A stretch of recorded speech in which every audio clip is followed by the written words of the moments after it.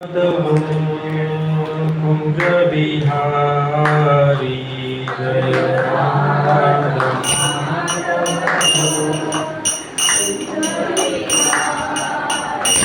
जय राधा कुंज बिहारी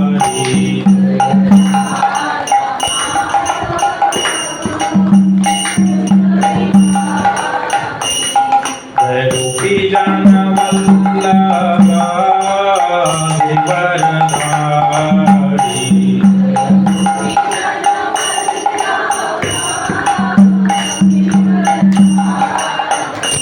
जय गोपी जन वल्लभा वरधारी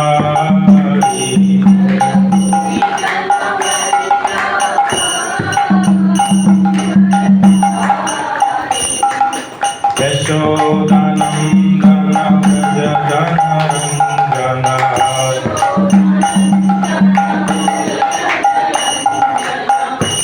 यशोदानंदन व्रज जनरंजन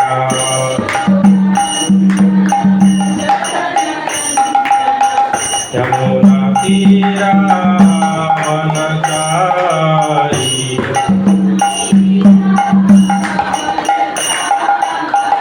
यमुना तीरा वनचारी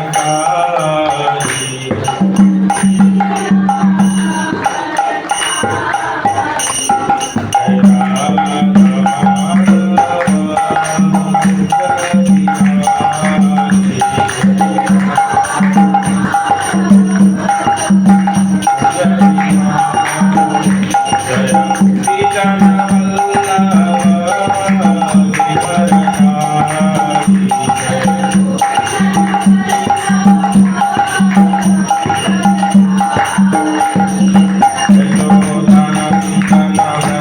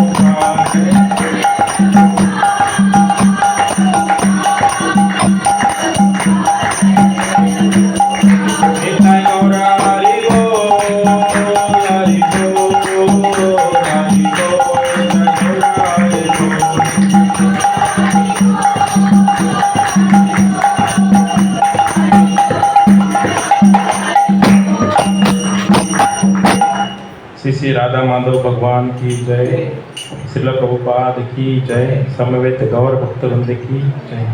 गौर प्रेमानंदे हरे हरे।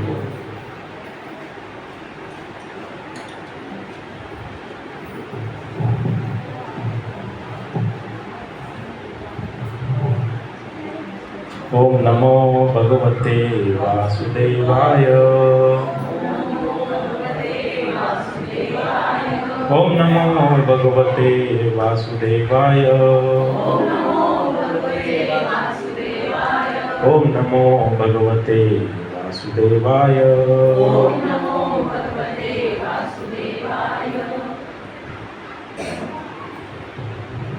हरे कृष्णा। आप सभी भक्तों का इस शनिवार सत्संग कार्यक्रम में स्वागत है। माता जी ते तिकडे चालला असेल त्या दोन मुलांना घेऊन जा।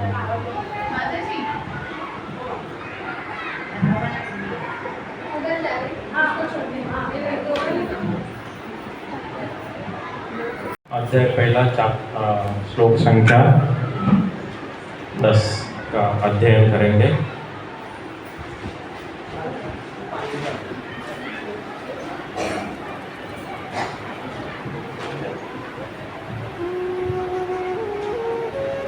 श्लोक इस प्रकार है। अपर्याप्तं तदस्माकं बलं भीष्मभिरचितं, पर्याप्तं त्वेदमेतासां बलं भीमभिरचितं। Word to word translation. अपर्याप्तम अपरिमेय, तत् वह, अस्का अस्माकं हमारी, बलम शक्ति, भीष्म पितामह द्वारा, अभिरचितम भली भांति संरक्षित, पर्याप्तम सीमित, तो लेकिन इदम यह सब, एतेषां पांडवों की बलम शक्ति भीम द्वारा अभिरचितम भली भांति सुरक्षित। श्लोकानुवाद। हमारी शक्ति अपरिमेय है और हम सब पितामह द्वारा भली भांति संरक्षित है, जबकि पांडवों की शक्ति भीम द्वारा भली भांति संरक्षित होकर भी सीमित है। तात्पर्य लिखा है। It's a divine guess Shri Bhaktivedanta स्वामी श्रील प्रभुपाद। हिंदी अगर किसी को पास है तो पढ़े, हिंदी इंग्लिश मराठी।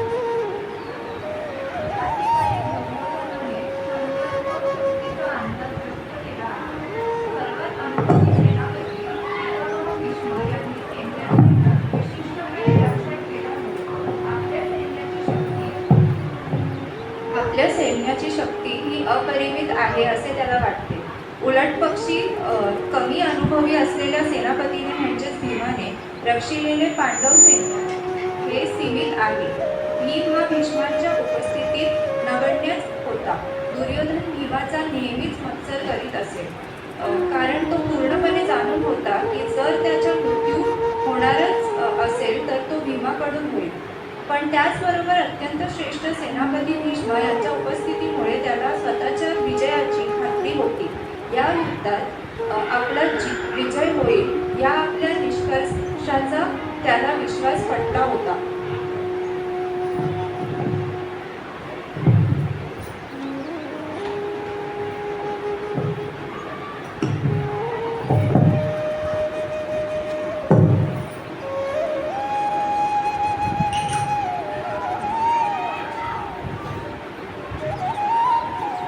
ओम ज्ञानतिमिरन्दस्य ज्ञानाञ्जनशलाकया चक्षुरुन्मिलितं येन तस्मै श्रीगुरवे नमः। नमो विष्णुपादाय कृष्णपृष्ठाय भूतले श्रीमते भक्तिवेदांत स्वामी इति नामिने।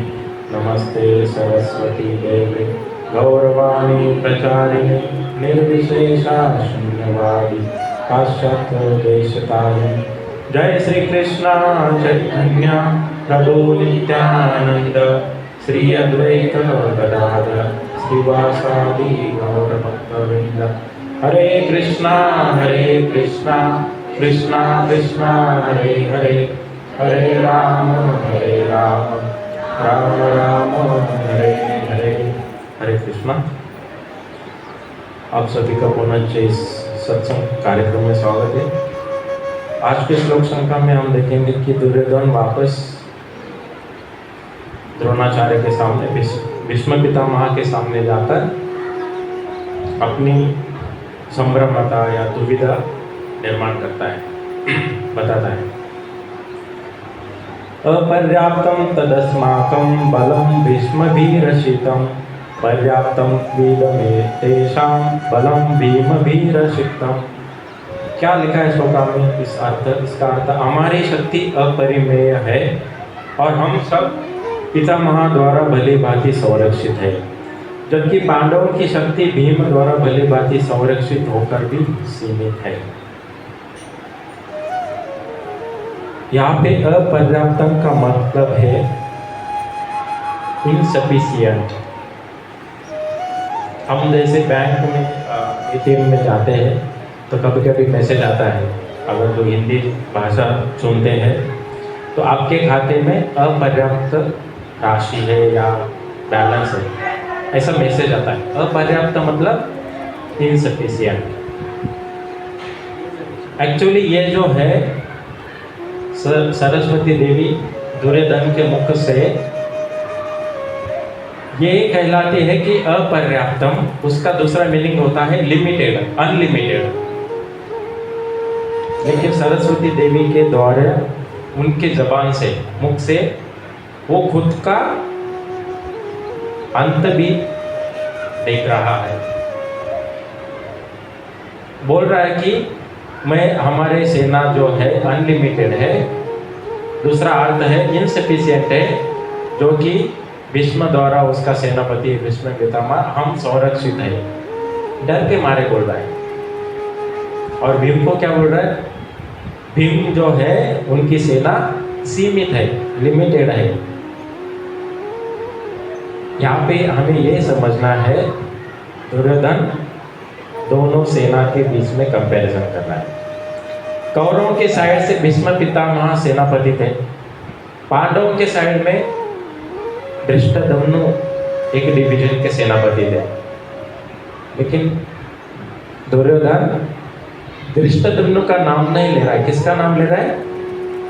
भीम का, क्योंकि अगर भीम को मैंने आगे किया तो शायद मैं बच सकता हूँ, ऐसा उसका दिमाग में प्लान था। आपको समझ में आ रहा है? हम अगर किसी से काम करवाते हैं तो हम क्या करते हैं, उसके बारे में थोड़ा सा अच्छा से बोलते हैं, नाम लेते हैं, तो उनको थोड़ा सेटिस्फैक्शन लगता है, अरे हमारे बारे में थोड़ा बोला, आनंद मिलता है ना, आनंद आता है। वो आनंद एक्चुअली सत्व गुण में हम चले जाते हैं उस वक्त कुछ समय के लिए। और जब हम सत्व गुण में चले जाते हैं, हमारे बारे में अगर कोई अच्छा सा बोलता है, हमें अच्छा लगता है, फिर हम अच्छे डिसीजन ले पाते हैं। अगर हम लोग सत्वगुण में नहीं है, तमोगुण में है, अब देखिए सुबह सुबह जब आप उठते हैं तमोगुण में रहते हैं, आपको सपोज ऐसे किया, आप सो रहे हैं, आपको उठाया और तुरंत बोला एकदम कुछ ही सेकंड के अंदर 158 इंटू 3 कितना, तो आप बहुत देर तक सर्व हो जाओगे, क्योंकि दिमाग अभी काम नहीं कर रहा है, तमोगुण में चले गए हैं। जब हम दिमाग को थोड़ा शांत करेंगे, 1 मिनट आंखें बंद करेंगे, एक ही जगह पे बैठेंगे, जनरली अपने हार्ट रेट को नॉर्मल स्पीड तक, नॉर्मल होने के लिए मिनिमम 1 मिनट लगता है। तो मैं एक मैसेज देना चाहता हूँ, कभी भी नींद से उठकर 1 सेकंड के अंदर उठना नहीं है, चलना नहीं है, 1 मिनट अपने जगह पे बैठे रहना है। क्योंकि जब हम सोते हैं तो हमारा जो पल्स रेट होता है वो 50 के नीचे आता है। जो लोग तंदुरुस्त रहते हैं उनका 40 तक आता है, और जो लोग तंदुरुस्त होने के बाद दौड़ते हैं और उनका पल्स रेट 160 के अबव जाता है, उसको कभी हार्ट अटैक नहीं होता। सिंपल फंडा है। और जो लोग नींद में भी उनका पल्स रेट 60 अबव रहता है और दौड़ने के बाद भी वो 120 के ऊपर नहीं जाता है, थोड़ा थकावट लगता है, उनको 6 महीने में या 1 साल में कार्डियक टेस्ट होता है, वो करना जरूरी है। अभी आप कहेंगे कि प्रभु जी आप डरा रहे नहीं रहे, सिंपल है, एकदम सिंपल फंडा है। आप ये बातें सीखेंगे यहीं पे, बाकी भी सीखेंगे, ये भी सीखेंगे, भगवत कथा भी करेंगे, लाइफ के बारे में भी सुनेंगे। तभी तो हमारा एक फैमिली लेवल स्तर पर एक बॉन्डिंग बनेगा। ठीक है, तो इस तरह से दुर्योधन डरा हुआ है, बोल रहा है सनशिप एंड मेरी सेना बहुत बलवान या अनलिमिटेड है, बट इनसफिशियंट है। दुर्योधन ने क्या किया, अपने साइड के 100 कौरवों को गिना और जो 6 महारथी थे उनको गिना, पांडवों के साइड में सिर्फ 5 लोगों को गिना, जो 5 पांडव है, और बाकी जो महारथी थे जैसे धृष्टद्युम्न हो या हमने देखा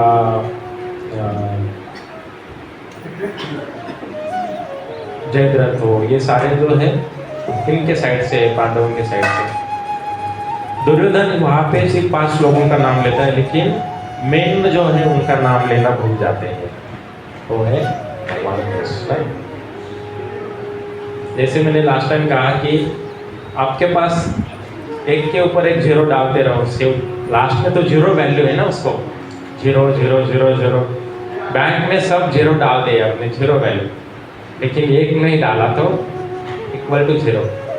वैसे अर्जुन और पांडवों की सेना उस समय वो महारथी थे, लेकिन कृष्ण के बिना अधूरे थे। अगर कृष्ण नहीं होते तो अर्जुन शायद हार भी जाता, क्योंकि भीष्म पितामह के पास कम से कम बहुत सारे अर्जुन को एक साथ लड़ने की शक्ति थी भीष्म पितामह के पास। तो ऐसे कौरवों की सेना स्ट्रांग थी, बट इनके साइड अर्जुन कृष्ण खुद थे, और भगवान कृष्ण के होते हुए वहां पे हमेशा जीत होती रहेगी। क्या लिखा है लास्ट का श्लोक है, देखो 17.78 या यत्र योगेश्वरो कृष्ण यत्र पार्थ धनुर्धर तत्र श्री विजयो भूतिर ध्रुवा नितिर मतिर्मम। भगवान बोल रहे कि जहाँ पे योगेश्वर कृष्ण है, धनुर्धर अर्जुन है, वही ऐश्वर्य, विजय, अलौकिक शक्ति तथा नीति भी निश्चित रूप से रहती है, ऐसा मेरा मत है। मतलब क्या, वहाँ पे विजय हमेशा होता रहता है। तो अर्जुन और पांडव के साइड कृष्ण भगवान थे, तो विजय तो निश्चित थी। ये दुर्योधन को भी मालूम था। वो तात्पर्य में भी देखिए प्रभुपाद जी ने क्या लिखा है। दुर्योधन सदैव भीम से ईर्ष्या करता था, क्योंकि वो जानता था कि यदि उसकी मृत्यु कभी हुई तो भीम के द्वारा होगी। तो ये हुआ इस श्लोक के संदर्भ के बारे में। अभी इस श्लोक में क्या दुर्योधन कर रहा है, दोनों सेना का कंपैरिजन। अभी हम आज कंपैरिजन पे फोकस डालेंगे। क्या होता है कंपैरिजन?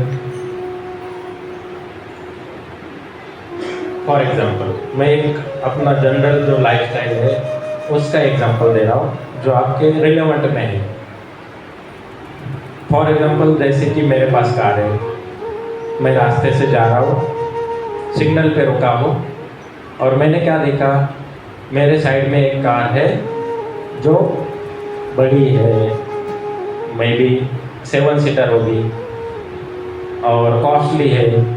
उसमें एक ADAS फीचर आ रहा है, मालूम नहीं आपको। रोड को सिर्फ अगर आपने स्टीयरिंग छोड़ दिया तो गाड़ी रोड के बीच में जो लेन रहता है ना वाइट कलर का, वो फॉलो करती है। आप स्टीयरिंग छोड़ दो, गाड़ी अपने आप उस लाइन से पुणे तक जाएगी, अगर आप मुंबई एक्सप्रेस वे पे लगे। ये कार है। तो मैं क्या बोलूँगा, अरे यार मेरी गाड़ी इतनी अच्छी नहीं, छोटी भी है, उसकी बड़ी है। ये हुआ कंपैरिजन। उस लड़की की सैलरी ज़्यादा है या लड़की की सैलरी ज़्यादा है, उसके कपड़े अच्छे हैं। क्या होता है, हम जब किसी शादीशुदा फंक्शन में जाते हैं, वहाँ पे 2 कपल मिलते हैं, हस्बैंड वाइफ। तो जो 2 कपल में जो 2 लड़कियां या नहीं जो शादीशुदा है वो क्या करते हैं, ये उसके ज्वेलरी को देखती है और वो इसकी ज्वेलरी को देखती है मतलब चलता रहता है। जो महिलाएं कभी जब साथ में आती है तो चालू, मेरा चालू ऐसा, मेरा साड़ी ऐसा, मेरा कलर ऐसा, आपका कलर कैसा, और गहने, इसके ऊपर ही चर्चा होती है। वो करते हैं कंपैरिजन। वो मेरे से मतलब थोड़ा सा हम कह सकते हैं ना, उनका बड़ा घर है, उनके बहुत सारे फैमिली रिलेटिव ज़्यादा है, उनको सैलरी ज़्यादा है, ऐसे कुछ भी हम कंपेयर करते हैं। क्या होगा कंपैरिजन का एंड? जब ऐसे हम कंपेयर करते हैं, हमारे साथ जो है उस पर हम फोकस नहीं करते, बट दूसरों के पास जो है उस पर हम चले जाते हैं और हमारे दिमाग में वो क्यूरियोसिटी निर्माण होती है, यानी ऐसे कैसे होगा, इनके पास कैसे ज़्यादा। कंपैरिजन के बाद ईर्ष्या पैदा होती है और उसमें क्या होता है, हम अपने जो सत्व गुण भाव में रहते हैं वो खो बैठते हैं।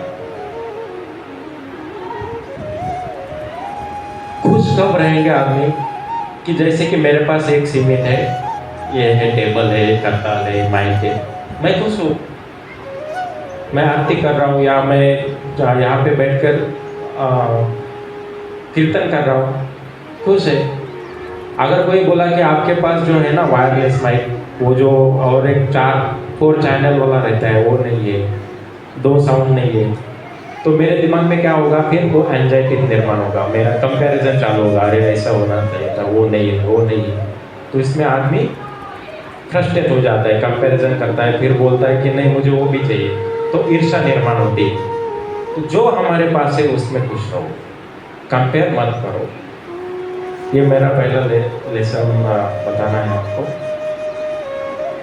गोलक वृंदावन में कभी कंपैरिजन नहीं होता है, जैसे कि भगवत धाम में आरती वाले परफॉर्म करेंगे आरती, डांस वाले डांस करेंगे, कथा करेंगे, सब कुछ सत्व गुण में जैसे उनको चाहिए, सब कुछ उसी भाव में वो बोलते रहेंगे, भगवान की सेवा में लगे रहेंगे।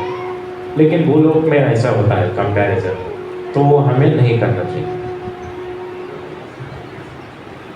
क्यों नहीं करना चाहिए कंपैरिजन?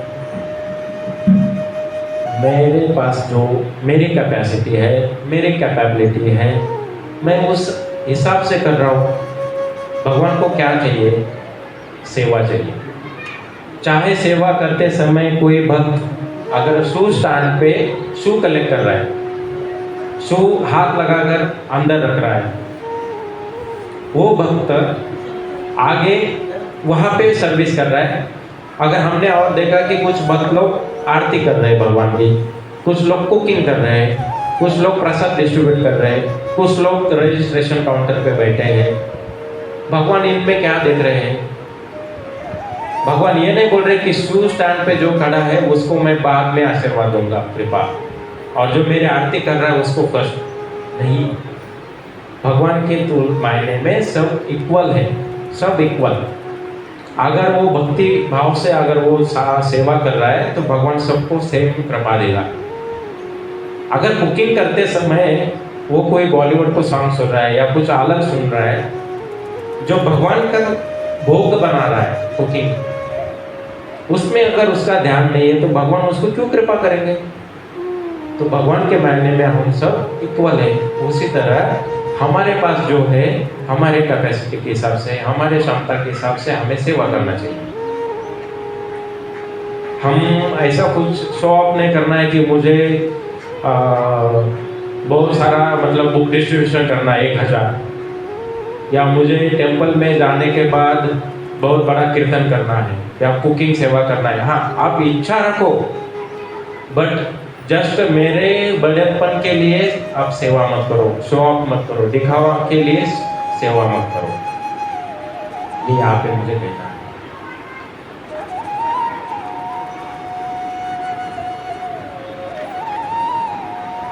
इसमें से अगर मैंने कहा कि सब लोग सेवा कर रहे हैं, कुकिंग की सेवा, कुछ सामान लाने की सेवा, तो भगवान सबको एक्सेप्ट कर रहे हैं। कैसे? भगवान कस्टमाइज मतलब जैसे हम क्या बोलते हैं, कृपा करने के लिए उनको हम अपना जो सेवा करते हैं उस हिसाब से भगवान खुद को बदलते हैं। हाँ, तुम ये सेवा कर रहे हो, अच्छी बात है, तुम्हें भी कृपा, तुम ये कर रहे हो, तुम्हें भी कृपा। वो नहीं देखते कि हाँ मंदिर में जो सबसे वाइट कॉलर वाला कपड़ा पहनकर आया और बड़े गाड़ी में से उतरा, हार भगवान को पहनाया, लेकिन मन में भाव नहीं है, तो भगवान बोलेंगे बेटा तुम रुको, जब तक तुम्हारे अंदर भाव नहीं आता है मैं कृपा नहीं दूंगा। तो हमें हमेशा जजमेंट नहीं करना चाहिए। जज मैं ऐसा हूँ, वो शायद ऐसा हो सकता है कि उन्होंने, हम जज करते हैं ना लोगों को, रॉन्ग जजमेंट बोलते हैं उसको। पहले ये देखो कि उनके साथ अगर कुछ मिसअंडरस्टैंडिंग हुआ तो उनसे जाके बात करो, बात करने से प्रॉब्लम का हल निकलेगा।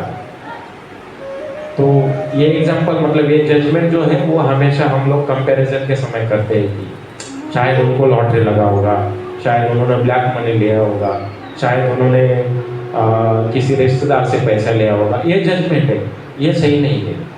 वो उनको मिला है उनके कर्म के हिसाब से और भगवान की इच्छा से अनुसार, तो जज मत करो। ये मेरा पॉइंट है यहाँ पे। अभी ये होगा श्लोक का कंपैरिजन, और हमें किस तरह से कंपैरिजन को अवॉइड करना है।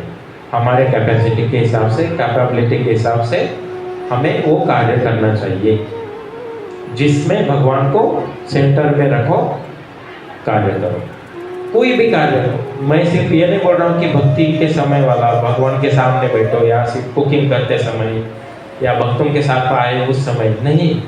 आप किसी के शादी में गए, या किसी का शादी आपको करना है, या किसी फंक्शन में आपको जाना है, वहाँ पे जो भी कार्य करेंगे आप भगवान को मद्देनजर रखते हुए करना है, भगवान को सेंटर में रखते हुए। बहुत सारे लाइफस्टाइल है, मतलब ऑफिस में जाते हैं, रिलेटिव्स आते हैं, रिलेटिव के घर जाना पड़ता है, शादीशुदा फंक्शन वाले उधर भी जाना पड़ता है, मार्केट में जाना पड़ता है। तो आप बोलेंगे कि भगवान को कैसे सेंटर में रखेंगे? सिंपल है, बैग लेके निकले, मार्केट में गए, अरे भगवान के लिए आज कौन सा सब्जी बनाऊँ मैं, नारियल ले लो, या नारियल का चटनी बनाओ, डोसा बनाओ, या बैंगन भरता बनाओ, जो भगवान को पसंद आएगा। ये हुआ भगवान को मद्देनजर रखते हुए सब्जी खरीदना, ग्रॉसरीज खरीदना। स्टार्टिंग में लिस्ट जब आता था, मैं मेरे एग्जाम्पल दे रहा हूँ, सॉरी, एकदम स्टार्टिंग में तो मैं सबसे ऊपर लिखता था पहले मुझे कपूर लेना है, दीवा बत्ती लेना है, अगरबत्ती लेना है और नारियल लेना है, फिर बाकी का घर का सब जो भी चाहिए। तो हमें क्या करना है, हमेशा अपनों को भगवान के साथ रह के कार्य करना है। ये हुआ श्लोका के संदर्भ में। अभी हम आगे देखेंगे 2 एग्जाम्पल्स, तो कथा के द्वारा देखेंगे कि हमें कंपैरिजन नहीं करना है, बल्कि हमारी भक्ति में आगे बढ़ने के लिए हमें किसी के साथ, उनके विचारों के साथ जाकर उनसे प्रेरणा लेना है, इंस्पिरेशन लेना है। ऐसे कौन है? हम रामायण से कथा सुनेंगे। मैंने इसलिए चुना क्योंकि ये नेक्स्ट वीक अयोध्या में जो राम मंदिर खुला होगा उसको मद्देनजर रखते हुए मैंने ये राम कथा सुना, मतलब उसका चयन किया या सिलेक्शन किया।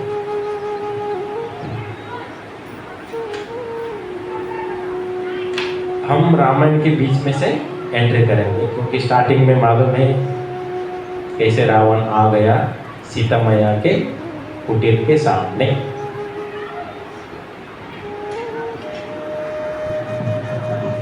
ध्यान से सुनो।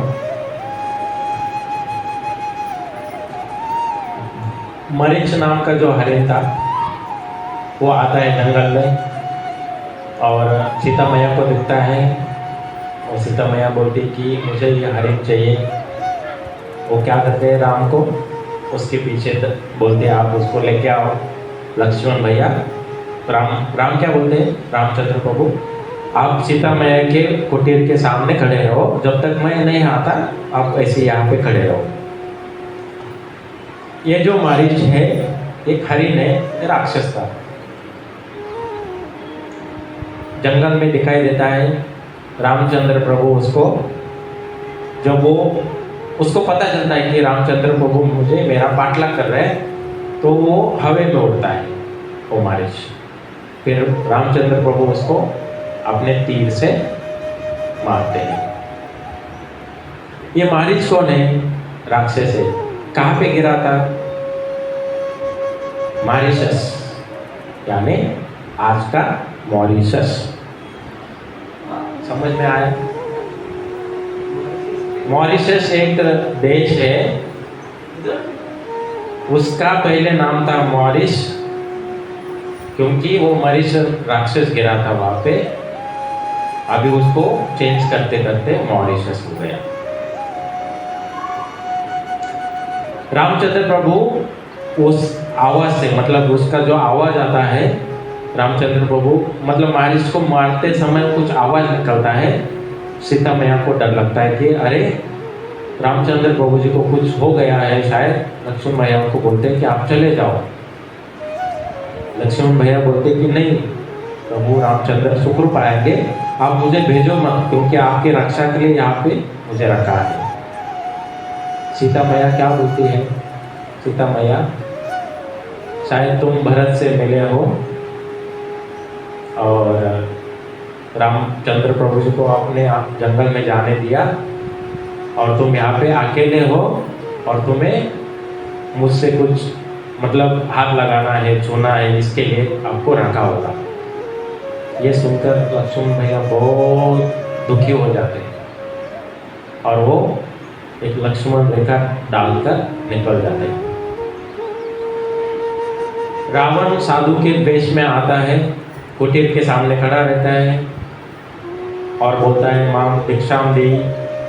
सीता मैया बाहर आती है दीक्षा देने के लिए, तो रावण वहां पे बोलता है हे सुंदर श्री, आप कौन हो, आप इस जंगल में अकेले क्या कर रहे हो? अगर आप चाहो तो मैं आपकी रानी बना सकता हूँ, मतलब बनाता हूँ, आप मेरे साथ चलो। तो सीता मैया उसको बहुत सारा श्राप भी देती है या उसको बहुत सारी उपमा देती है, तुम राक्षस, तुम ये वो वॉटेवर।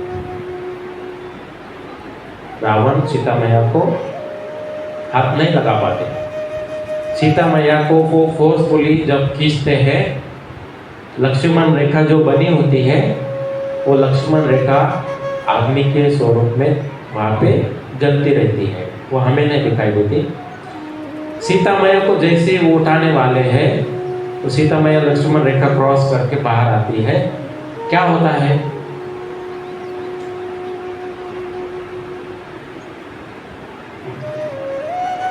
एक बॉटल दे दो।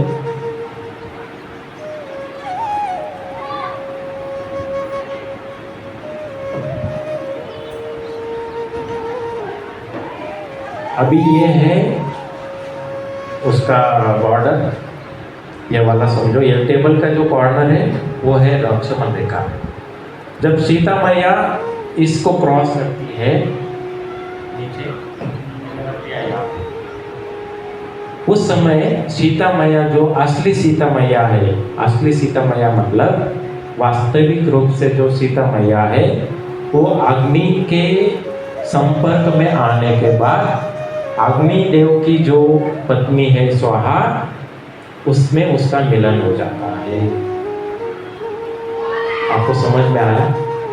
जैसे कि ये है वो स्वाहा, जिसमें एक्चुअल सीता मैया, वास्तविक रूप की सीता मैया समा गई। वो जो सीता मैया है वो माया सीता मैया, माया के प्रभाव में रहने वाली सीता मैया। मैंने यहाँ पे इसलिए बताया क्योंकि आगे हमें एक क्वेश्चन आएगा। तो ये जो सीता मैया है वास्तविक रूप से जो माया वाली सीता मैया उसको रावण उठा के लेके जाते हैं, और जो असली सीता मैया है अग्नि में, जो अग्निदेव की जो पत्नी है स्वाहा, उसके साथ वो स्थित हो जाती है। रावण सीता मैया को लेके जाते हैं। जब वो उड़ते हैं उनके साथ उनका सारथी और उनका रथ, ये सब वो साथ में लेके आता है। सीता मैया को रथ में बिठाते हैं और उड़कर लेके जाते हैं। जब वो जाते हैं तो उनको रास्ते में एक झाड़ के ऊपर पंछी मिलता है, जिसका नाम है जटायु, जिसका उम्र उस समय था 60,000 ईयर। वो अपने बुढ़ापे के और मतलब उसका एज हो गया था। उसके बावजूद भी जटायु रावण के जो सारथी है उसका सर जो है अपने पैर के नाखून से अलग करता है। उसके जो रथ के जो गधे के गधे उनको मारता है, रथ को नीचे गिराता है। रावण के जितने भी शस्त्र थे उस सबको वो पकड़कर नीचे फेंक देता है। रावण उधर से नीचे जमीन पे गिर जाता है। जब सीता मैया साथ में नीचे गिरती है तो सीता मैया जब उनके मतलब जो शरीर पे या उनके जो बालों में जो फूल वगैरह थे, माला थी, वो उस जगह पे गिर जाती है। फिर रावण के पास क्या होता है, तलवार जो पीछे कमर में रहती है वो निकालते हैं और जटायु को दोनों पंख काटते हैं। जब जटायु वहां पे जख्मी अवस्था में रहता है तो रावण फिर सीता मैया को उठाकर वापस लेके जाते हैं। इस साइड जब रामचंद्र प्रभु और लक्ष्मण भैया रिटर्न आते हैं, उनके पर्णवटी, क्या नाम है, पर्णवटी नाम का जो कुटीर था उसमें आ जाते हैं। और लक्ष्मण भैया तो बहुत क्रोधित होते हैं कि आपको मैंने कहा था सीता मैया को अकेले मत छोड़ना। सीता मैया को मालूम नहीं कि मेरी क्या शक्ति है, बिकॉज हमारे बीच में हस्बैंड वाइफ का संबंध है। लेकिन आपको मालूम था लक्ष्मण को मेरे अंदर कितनी शक्ति है, मैं कौन हूँ, मैं सबको हरा सकता हूँ, मैं रिटर्न भी आ सकता हूँ। आपको उतना भी समझ नहीं क्या। ऐसे रामचंद्र प्रभु लक्ष्मण जी को बोलते हैं। लक्ष्मण भैया वहाँ पे वापस दुखी हो जाते हैं और साथ में डिसाइड करते हैं कि हाँ भी हम सीता मैया को ढूंढते हैं। जब वो सीता मैया को ढूंढने निकलते हैं तो उनको पता चलता है कि जो जंगल से जाते समय उनको वो फूल जो गिरे रहते हैं सीता मैया के बालों से, वो वहाँ पे जाते हैं। और जब देखते हैं कि ये तो सीता मैया के फूल है, आगे जाके देखते हैं तो जटायु अपने प्राण छोड़ने वाला था। तो जटायु उनको बोलता है कि हे स्वामी, क्योंकि जटायु रामचंद्र प्रभु जी का भक्त था, हे स्वामी इस तरफ रावण गया है, मैंने बहुत प्रयास किया लेकिन मैं हार गया, मुझे माफ कर दो। तो उस समय रामचंद्र प्रभु को पता चलता है कि रावण इस तरफ गया है। जब जटायु प्राण छोड़ते हैं तो रामचंद्र प्रभु जटायु का अंत्य संस्कार करते हैं। किसके भाग्य में हुई अंत्य संस्कार? एक स्वामी जो जगन्नाथ, जो इस धरती या इस ब्रह्मांड या यूनिवर्स कंट्रोलर है, हरिदास ठाकुर जी, आपने सुना होगा नाम आचार्य हरिदास ठाकुर, उनका भी चैतन्य महाप्रभु ने अंत्य संस्कार किए थे। तो ऐसे भाग्यवान जटायु अपना देह छोड़ता है, मतलब उसका अंत्य संस्कार होता है। रामचंद्र प्रभु और लक्ष्मण जी आगे बढ़ते हैं। जब वो आगे जाते हैं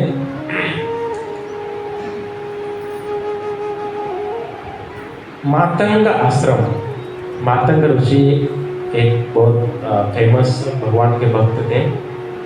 उनके आश्रम में जाने से पहले उनको शबीरा मिलती है। अपने शबीरा का सबको स्टोरी मालूम है छोटा बहुत, लेकिन शबीरा कौन थी पहले जन्म में?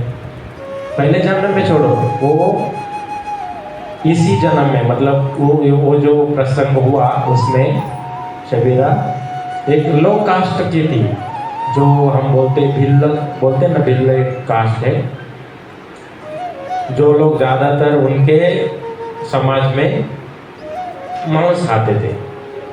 शबरी का जिस दिन विवाह होने वाला था, सभी घर वालों ने क्या किया, बहुत सारे बकरियां लेके आए, घर के सामने खड़े किया। और शबरी ने पूछा कि आज तो मेरा विवाह है, फिर ये सब सारी बकरियां क्यों लाया? तो घर वाले बोले कि हाँ, विवाह के समय तो ही हम इनको काटते हैं और मेहमानों को खिलाते हैं। तो शबरी ने बोला ऐसा कैसे, विवाह मेरा है, शुभ दिन है, और आप इस तरह से जानवरों को कैसे मार सकते हैं? तो शबरी क्या करती है, दूसरे दिन विवाह होने वाला था, उसके पहले रात को घर से निकल जाती है। और घर से जब वो निकल जाती है, जंगल में रहती है। जिस जंगल में वो रहती है, उसी जंगल में कुछ किलोमीटर के अंतर पर मातंग ऋषि रहते हैं, जो कि भगवान के बहुत बड़े भक्त थे। वो वहाँ पे अपनी पूजा करो, विधि करो, पाठ पढ़ो, भक्तों को सिखाओ, उतना ही उनका दिनचर्या था। शबरी क्या करती थी पता है? उस जंगल में रहती थी, मातंग ऋषि को सुबह उठने से पहले उनके आश्रम में जाकर पूरा आश्रम क्लीन करती थी, पूरा आश्रम। रास्ते में कुछ फूल डाल के उसको सुशोभित करती थी और निकल आती थी। मातंग ऋषि हमेशा सोचते थे ऐसा कैसे हो रहा है, मैं तो 4 बजे उठता हूँ और जब देखता हूँ तो सब आश्रम एकदम चकाचक पानी डाल के, और गांव में वो काउडंग से बोलते हैं, उसका वो सड़ा डालते, ऐसा फूल डालते, ऐसा सब कुछ कैसे हो रहा है? मातंग ऋषि एक दिन सोचते हैं कि मैं 4 बजे नहीं, आज मैं 3 बजे उठ के देखता हूँ। और जब मातंग ऋषि 3 बजे उठते हैं, उनको दिखाई देता है कि ये जो शबरी है वो क्लीनिंग कर रही है। तो उन्होंने कहा, माता ये आप क्या करते हैं हमेशा? आप तो इतना अच्छा सेवा करते हैं कितने सालों से, लेकिन आपने मुझे अभी तक एक फूटी कौड़ी नहीं मांगी, ना कुछ प्रसाद मांगा, ना कुछ दीक्षा के लिए बोला, कुछ भी नहीं। तो शबरी बोलती कि मुझे इतना मालूम है कि आप भगवान के नाम स्मरण करते हैं, भगवान के बारे में बोलते हैं, भगवान को भक्तों के बारे में बोलते हैं, मतलब भक्तों को बोलते हैं। तो मुझे ऐसा लगा कि अगर मैं आपकी सेवा करूं तो मेरा जीवन सफल। भागवत में बहुत, चैतन्य चरितामृत में एक बहुत अच्छा श्लोक है, दास दास अनुदास, मतलब भगवान के जो भक्त होते हैं, उनके भक्त उनकी आप सेवा करो, भगवान की सेवा, भगवान की कृपा अपने आप होगी। शबरी ने समझ लिया कि भगवान के भक्त है, मैं इनकी अगर सेवा करूं मुझे कोई फल नहीं चाहिए, लेकिन शास्त्र में कहा है अगर आप भगवान के भक्तों की सेवा करोगे तो भगवत धाम आप निश्चित जाओगे, भगवान की कृपा आपको जरूर मिलेगी।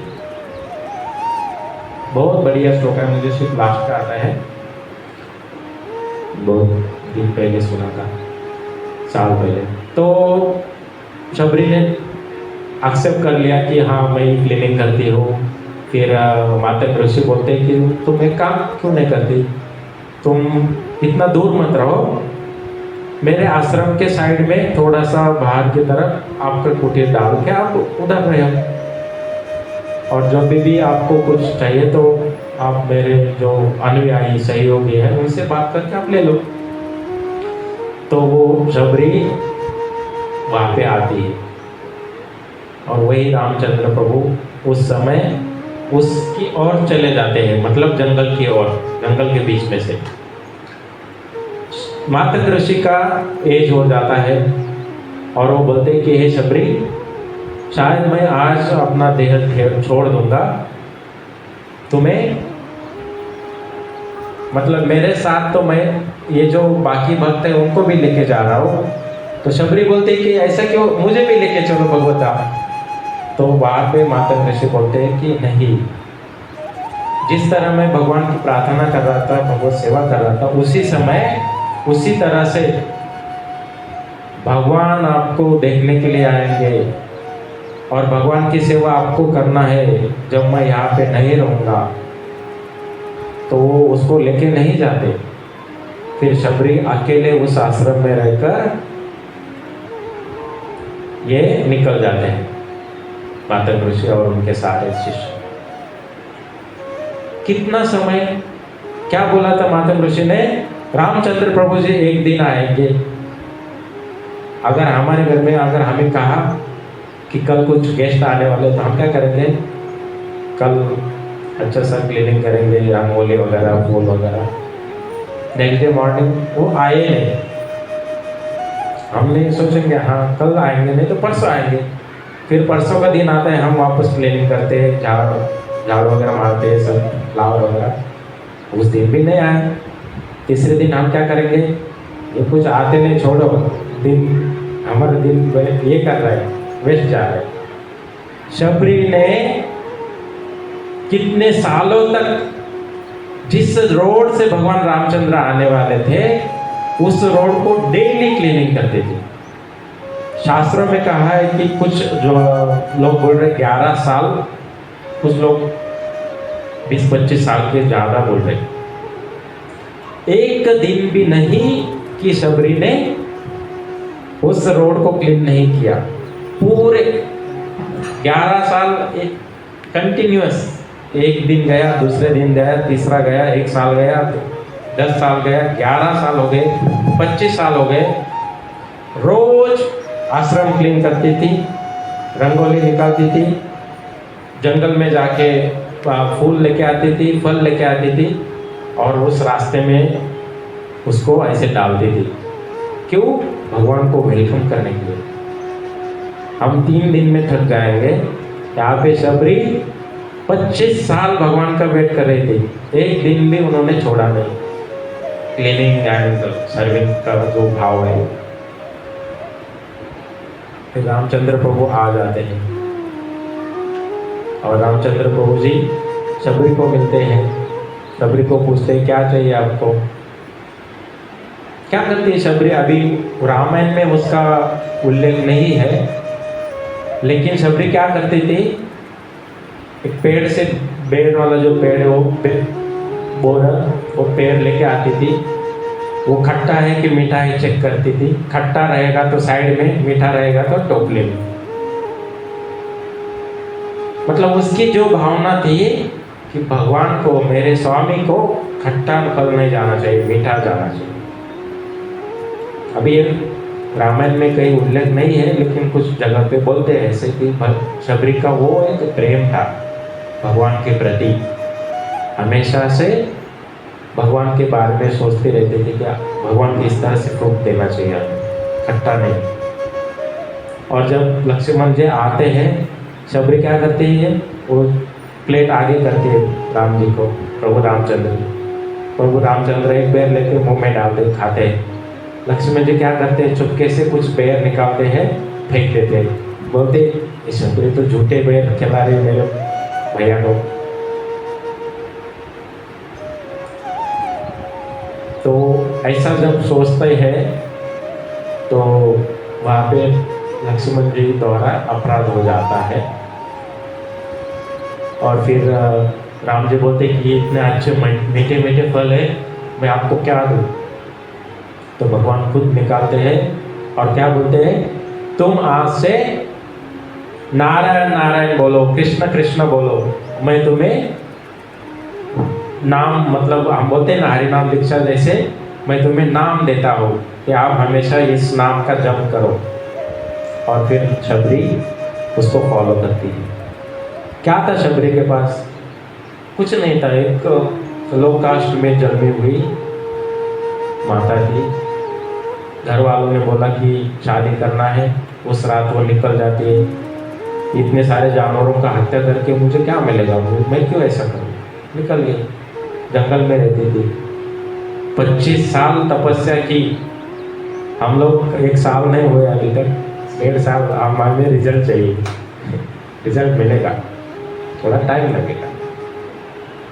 शबरी ने इतना इंतजार किया कि भगवान के रोड हमेशा क्लीन करती थी। इस रोड से आने वाले भगवान फूल लगाती थी, पानी डालती, क्लीन करती थी। तो भगवान ने उनको अच्छा सा कृपा दिया। फिर भगवान वहां पे निकलते हैं। मातंग ऋषि का आश्रम का एक बाउंड्री था। उस बाउंड्री के अंदर एक पर्वत था, ऋषिमुख पर्वत। ऋषिमुख पर्वत पे सुग्रीव रहता था और उसकी सेना, साथ में भक्त हनुमान जी। सुग्रीव ऊपर से देखता है पर्वत से कि 2 राजकुमार जो है वो घूम रहे हैं इस जंगल में और इस पर्वत की तरफ आ रहे हैं। क्या बोल रहे हैं? अरे, सब सेना को बुलाते हैं, इधर आ जाओ, इधर आ जाओ। शायद बाली ने क्या किया है, हमें ढूंढने के लिए 2 राजकुमारों को भेजा है, तो जरा देखो तो सही। हनुमान जी बोलते हैं कि देखो मतलब उनके साथ लड़ाई मत करो, पहले जान लो वो कौन है, वो किस लिए आए हैं। सुग्रीव बोलता है ठीक है, तो आप भी चले जाओ। तो हनुमान जी को भेजते हैं वो राजकुमार के पास देखने के लिए। भक्त हनुमान क्या करते हैं, ब्राह्मण वेश धारण करते हैं। 2 राजकुमार जैसे नजदीक आते हैं, उनके सामने चले जाते हैं और उनसे बात करने लगते हैं। आप कौन हो, कहाँ से आए हो, ऐसे बात करते रहते हैं। तो रामचंद्र प्रभु जी सर्वयज्ञ, मतलब सब मालूम है उनको, सब ज्ञात है कि ये सामने कौन है मेरे खड़े, लेकिन वो थोड़ा देर चुप बैठते हैं। फिर हनुमान जी क्या करते हैं, ऐसे एक जो उनकी जो वाणी होती है ना, वो एक वेद वाणी कैसे निकलते हैं, मंत्र कैसे निकलते हैं, उस तरह से निकलते हैं। तो रामचंद्र प्रभु जी बोलते हैं कि अरे आप तो सादे सादे एकदम सीधे साधे पुरुष नहीं लग रहे, आप तो एक राजकुमार की तरह दिख रहे हैं, लेकिन ब्राह्मण जैसे मंत्र वगैरह पढ़ रहे हैं, बोल रहे हैं। तो फिर हनुमान जी वहाँ पे बोलते हैं कि हाँ, मैं वो नहीं हूँ, मैं कौन हूँ, मैं दिखाता हूँ। कि वो अपने असली रूप में आ जाते हैं हनुमान जी, और उनको पता चलता है कि ये कोई साधारण पुरुष नहीं है, ये मर्यादा पुरुषोत्तम है रामचंद्र प्रभु। और फिर हनुमान जी और रामचंद्र प्रभु एक दूसरे को आलिंगन देते हैं। वो उनकी पहली भेंट। अभी मैंने सिर्फ 5-6 मिनट में बताया, बहुत अच्छा है डिटेल में कहानी। तो हनुमान जी फिर रामचंद्र प्रभु और लक्ष्मण भैया को लेके जाते हैं सुग्रीव के महल में। सुग्रीव क्या करते हैं, पता चलता है कि ये रामचंद्र प्रभु है, लक्ष्मण है। सुग्रीव वहां पे एक अपराध कर बैठता है। रामचंद्र प्रभु है ना, तो तुरंत एक झाड़ उखाड़ता है और उनको बैठने के लिए देता है, बस लक्ष्मण भैया तो भूल जाते हैं। तो गुरु अपराध हुआ। फिर वहां पे हनुमान जी क्या करते हैं, एक साग का वृक्ष रहता है उसको उखाड़ते हैं और लक्ष्मण जी को बैठने के लिए बोलते हैं। अभी लक्ष्मण जी गुरु कैसे, याद करो, लक्ष्मण कौन है उनके पहले जन्म में, बलराम। बलराम कौन है, हमारे आदि गुरु, जिनके मतलब मन से या उनके मुख से सारे पुराना वो निकला है, तो वो हमारे मतलब आदि गुरु है। तो यहाँ पे फिर लक्ष्मण भैया, श्री रामचंद्र प्रभु, सुग्रीव, हनुमान जी बात करते रहते हैं। और सुग्रीव बोलता है कि मुझे पहले लगा कि मेरा जो भाई है वाली, उसने आपको भेजा मुझे मारने के लिए। तो फिर रामचंद्र प्रभु जी बोलते हैं कि ऐसा क्यों, वाली क्यों आपका दुश्मन है। तो सुग्रीव बोलता है कि बहुत बड़ी कथा है। कथा ऐसी है,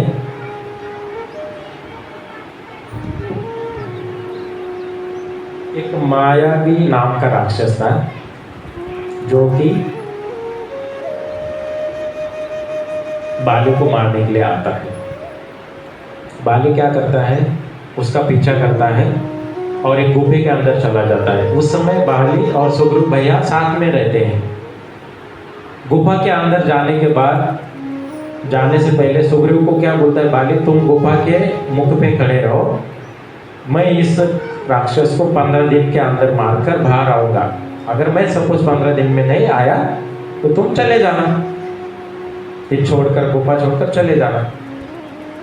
तो सुग्रीव गुफा के बाहर खड़ा है, बाली ये मायावी राक्षस को मारने के लिए गुफा के अंदर चला जाता है।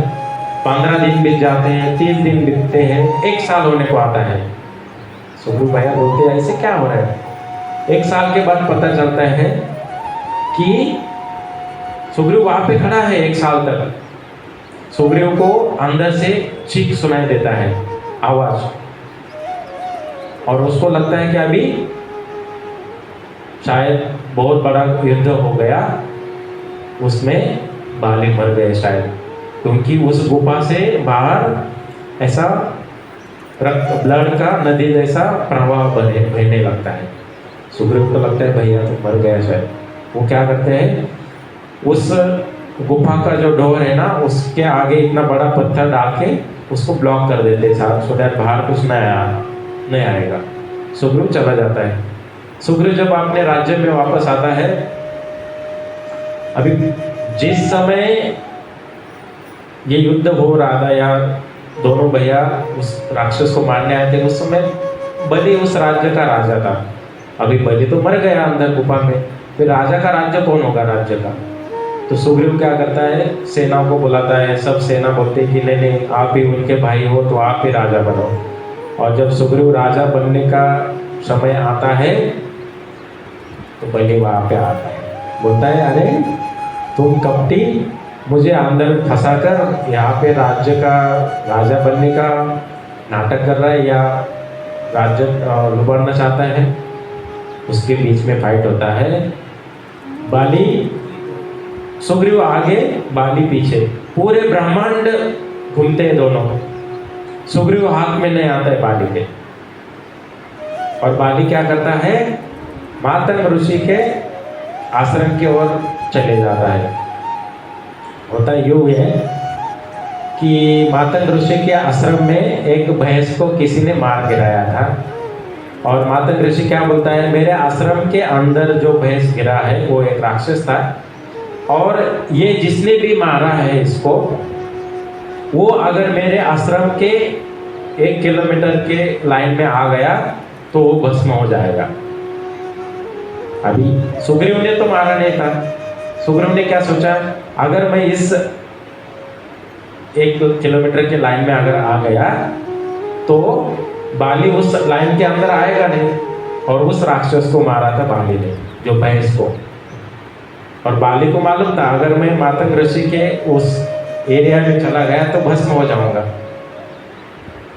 और उसके जो बाकी सेना है वो अगर अंदर आ गई तो वो पत्थर बन जाएगी। इस डर के मारे बाली उस एरिया में गया नहीं, जिस एरिया में सुग्रीव छिपकर बैठा था उस पर्वत के ऊपर।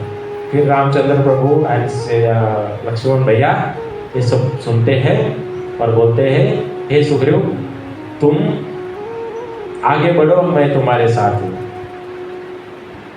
फिर सुग्रीव बोलता है कि बीच में बहुत कथा है, मैं डायरेक्ट जंप करता हूँ, बाली के राज्य में चला जाता है, और बाली को बोलता है आ जाओ बाहर, मैं आ गया, अभी हम फाइट करेंगे। ये डरपोक, उसको डरपोक बोल रहा है, एक्चुअली ये कुछ डरा हुआ था लेकिन उसको डरपोक बोल रहा है। फिर बाली नशे में था उस समय, एक्चुअली नशा इन द सेंस वो बहुत अच्छा पहले राजा इंसान था, लेकिन ये बीच में जितना हुआ ना उसके वजह से उसके बुद्धि भ्रष्ट हो गए। फिर वो महल से बाहर आता है और बोलता है, हे सुग्रीव तुम मालूम हो ना तुम क्या बात कर रहे हो, क्योंकि तुम इतने सालों से चुपकर बैठे थे और अभी तुम मुझे ललकार रहे हो। तो वो बोलता है हाँ ठीक है, आपने सही सुना, आ जाओ बाहर, हम अभी फाइट करेंगे। फिर उनके बीच में फाइट होता है। अभी यहाँ पे रामचंद्र प्रभु क्या बोलते हैं सुग्रीव को कि चलो चलो कुछ प्रॉब्लम नहीं है, मैं तुम्हें साथ दूंगा। जब तुम्हारा फाइट हो जाएगा तो मैं बाण छोड़ूंगा। अभी यहाँ पे फाइट हो रहा है बाली और सुग्रीव के बीच में। बाली क्या करता है, सुग्रीव को पैर को पकड़कर जमीन पे उठा उठा कर लपटता है, मारता है, ऐसे पीटता है। बाली को बहुत आनंद आता है, सुग्रीव को बहुत बुरी हालत होती है, बहुत पीटता है सुग्रीव। ऐसा कहते हैं कि उसका एक टांग भी टूटने को आया था। फिर सुग्रीव क्या करता है, वहां से निकल के दौड़ने लगता है और आता है रामचंद्र प्रभु जी के पास। और रामचंद्र प्रभु जी को बोलते हैं, आपको अगर मजाक ही करना था तो पहले ही बोल देते, मैं क्यों उधर जाके फाइट करता है। तो रामचंद्र प्रभु जी बोलते हैं, मैं मजाक नहीं कर रहा हूँ, जब आप दोनों फाइट कर रहे थे तो मुझे समझ में नहीं आ रहा कि सुग्रीव कौन है और बाली कौन है, क्योंकि आपके दोनों के वस्त्र सेम थे, दिखने में सेम थे। तो सुग्रीव बोलता है कि ऐसा है क्या, ठीक है मैं दोबारा जाता हूँ, लेकिन दोबारा मजाक मत करो। फिर क्या होता है वहां पे, रामचंद्र प्रभु बोलते हैं लक्ष्मण जी को, इनको एक गले में वैजयंती माला, विजयी माला डालो, मतलब एक फूल का हार डालो, फूल से बना हुआ, ताकि मैं पहचान सकूं। यहाँ पे हमें ये सीखना है, लक्ष्मण जो है गुरु है, गुरु की आज्ञा मिली, गुरु से कृपा आशीर्वाद मिला तो सुग्रीव की जीत होगी होगी। फिर सुग्रीव वहाँ से निकलता है, बाली के बीच में फाइट होता है और फाइट करते करते रामचंद्र को पहचानते हैं कि ये बाली, ये सुग्रीव है। और फिर एरो छोड़कर बाली के वक्षस्थल पर एरो जाके रोकता है। कुछ लोग बोलते हैं कि रामचंद्र प्रभु जी ने पीछे से वार किया, झाड़ में छुप कर वार किया, ऐसा नहीं है। रामचंद्र प्रभु जी का स्किन का कलर क्या है, ग्रीन, ब्लू एंड ब्लैक, इसको मिक्स करो वो कलर आपको दिखेगा, एकदम ब्यूटीफुल कलर है। जो आपने कुशाग्रास या दुर्वास का कलर देखा है आपने, जो हम गणपति फेस्टिवल में भगवान को चढ़ाते हैं, गणपति महाराज को चढ़ाते हैं, दुर्वा, वो जो कलर है वैसा कलर था।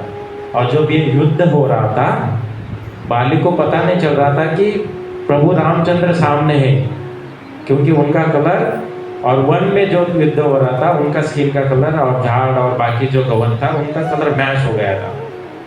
तो ऐसे इसकी वजह से वो सामने थे, सामने से वार किया।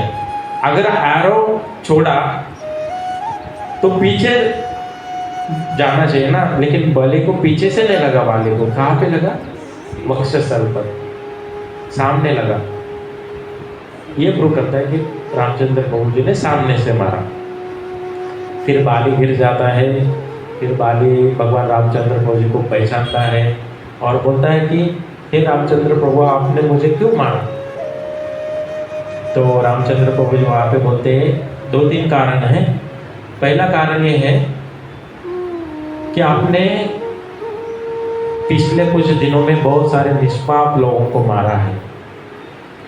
जब बाली और सुग्रीव ने आपको समझाया कि आप 1 साल तक गुफा में फाइट कर रहे थे, आप आए नहीं, और जब खून बहने लगा तो मैं फिर राज्य की ओर चल पड़ा। आपने तो कहा था कि 15 दिन में मैं लौट कर आऊंगा, लेकिन ये वो 1 साल गुफा के बाहर खड़ा रहा। और आपने क्या किया, सुग्रीव को बोला कि तुम कपटी हो, तुम्हें राज्य चाहिए था, इसलिए तुम मुझे फंसा कर इधर आ गए। और जब आ गए, सुग्रीव को उस राज्य से निकाल दिया और सुग्रीव की जो पत्नी थी उसको बाली ने अपने साथ रखा। यह दूसरा पाप। पहला क्या, निष्पाप लोगों की हत्या। दूसरा, सुग्रीव की जो पत्नी थी उसको इन्होंने अपने साथ रखा। ये दूसरा पाप।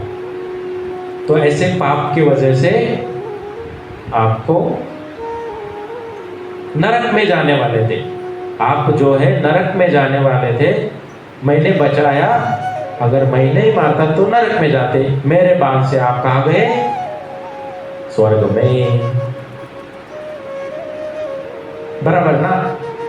किसी कुरुक्षेत्र में जितने भी राक्षस, असुर, सेना, सब लोग भगवान के सामने मरे, सब भगवत धाम चले गए। यहाँ पे भगवान के बाणों से मर गया, भगवत धाम स्वर्ग चले जाएंगे। अगर वो बाण नहीं मारते तो कहाँ जाते? नरक। तो ये बताते हैं इसलिए मैंने आपको मारा। फिर बाली वहां पे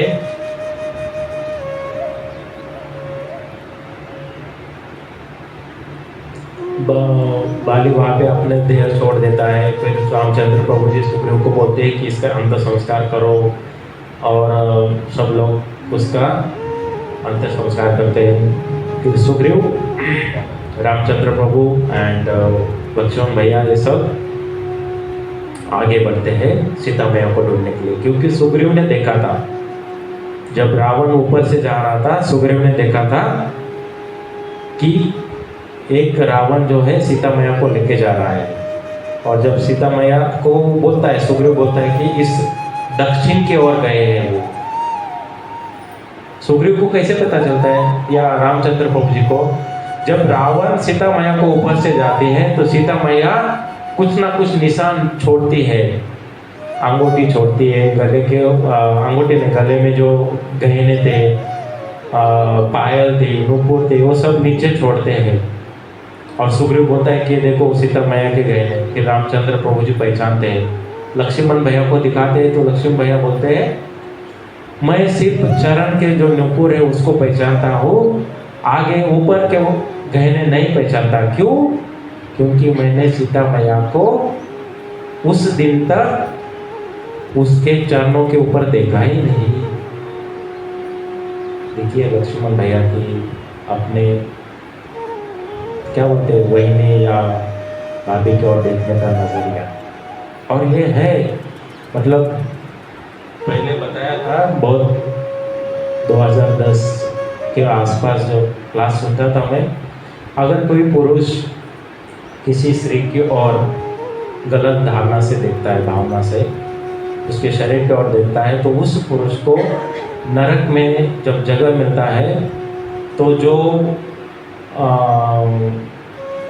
लोहा होता है ना, लोहा, पोलाद का लोहा, एक खंबा रहता है जिसमें से लोहा बाहर निकलता है, मतलब गर्म लोहा, उसको चिपका दिया जाता है उस पुरुष को। और ये दिया है शास्त्र में। तो हमें भी कभी भी, मतलब इन सेंस की सारे जो भक्त है, इवन नॉर्मल आदमी या पुरुष को भी किसी स्त्री के साथ ऐसा नजरिया से नहीं देखना चाहिए, बहुत गलत धारणा है। तो इस तरह से जब सुग्रीव को पता चलता है, सुग्रीव यानी ये गहने दिखाते हैं, फिर रामचंद्र प्रभु जी पहचान लेते हैं। लक्ष्मण भैया बोलते कि मैं सिर्फ नुपुर को जानता हूँ, मतलब पैर में जो पायल है, बाकी कोई गहने मुझे मालूम नहीं। फिर इस तरह से वो उस दिशा के ओर चलते हैं, और फिर आगे बहुत सारा हम देखते हैं कि वो कन्याकुमारी तक जाते हैं। फिर वहाँ पे संपत्ति जो होता है, हमने एक कथा सुनी थी सुंदरकांड, संपत्ति जो है वो मदद करता है। फिर हनुमान जी को बोलता है आप ऐसे उड़ कर जाओ, फिर वो पर उस तरफ जाते हैं, राम सेतु बनता है। तो बहुत बड़ा कथा है, आपको अलग किसी दिन हम सुनाएंगे। तो इस कथा का क्या मतलब, इस कथा से हमें क्या जानना, या कथा क्यों बताया मैंने ये वाला? दो कारणों से। शबरी की जो भक्ति है, शबरी का जो निष्ठा है भगवान के प्रति अपनी निष्ठा को उसने 2500 साल तक रखा। प्रेम को एक 3 मात्रा से कम नहीं किया। जो पहले दिन प्रेम था वो लास्ट दिन तक था प्रेम।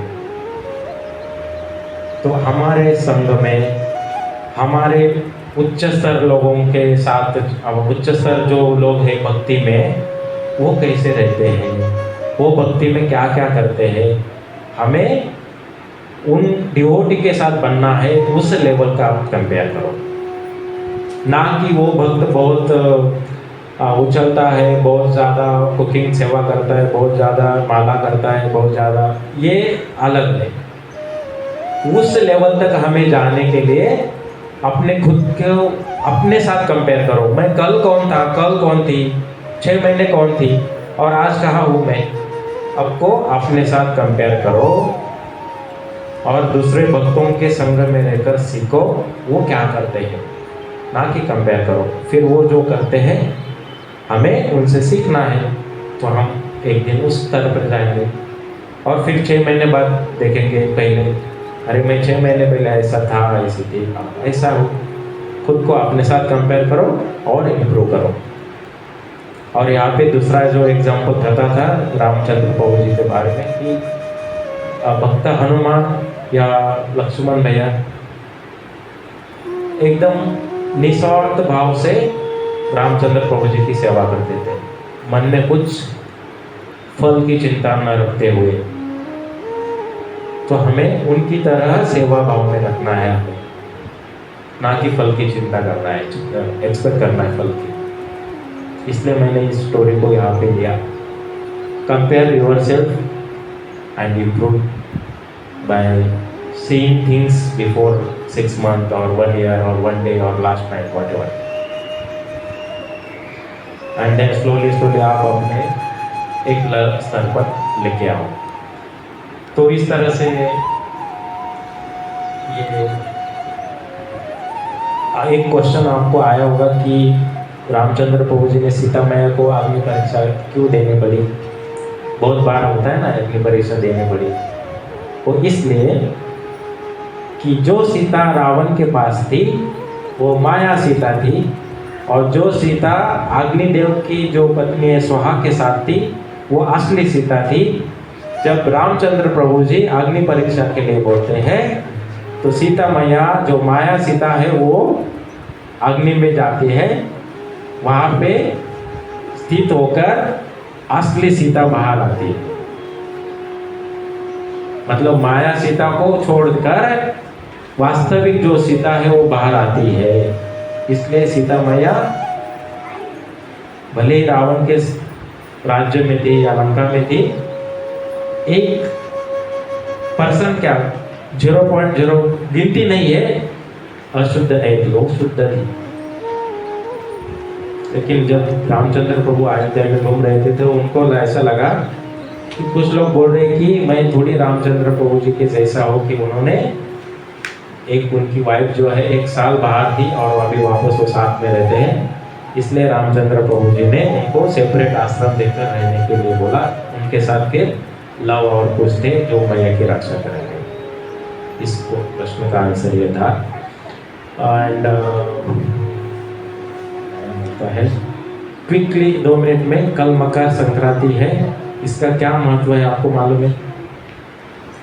मुझे पता हो, नहीं तो मैं उसके बारे में 2 मिनट में बताता हूँ।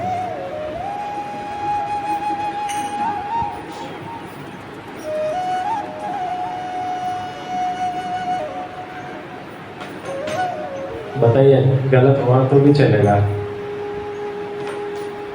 मकर राशि मालूम है? 12 राशि होते हैं, मकर राशि है।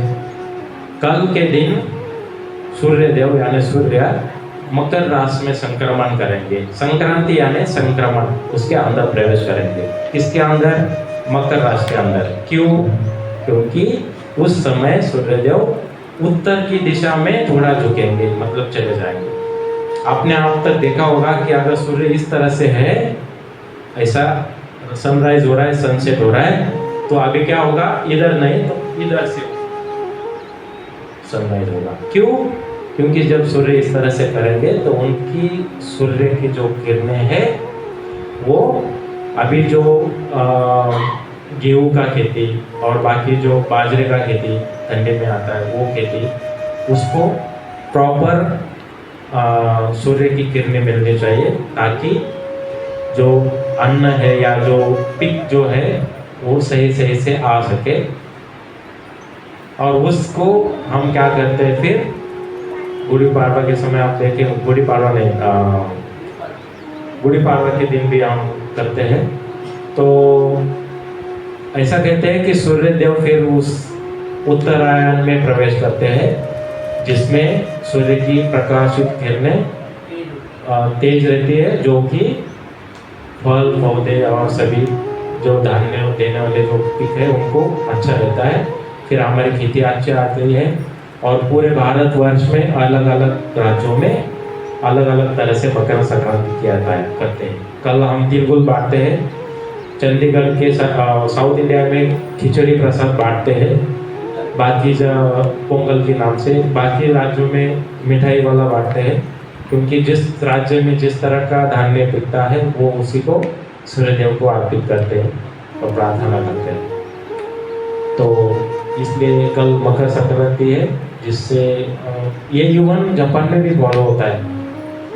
वो लोग क्या करते हैं, जो गेहूँ का जो ऊपर का जो ये रहते हैं ना, कोम्बी, उसको क्या बोलेंगे पता नहीं, वो और एक खेत का ये रहता है, उसको और एक कपड़े को अपने डोर के बाजू ऊपर लटका के पूजा करते हैं।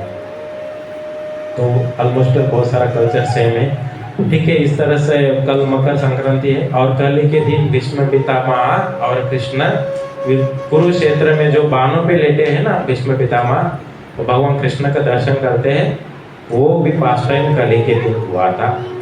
ठीक है, इसी के साथ इस कथा को यहाँ पे विराम देते हैं। पांचकल्पतरुभ्यश्च कृपा सिंधुभ्यैव च पतितानां पावनेभ्यो वैष्णवेभ्यो नमो नमः। अनंत कोटि वैष्णव वृंद की जय। श्रील प्रभुपाद की जय।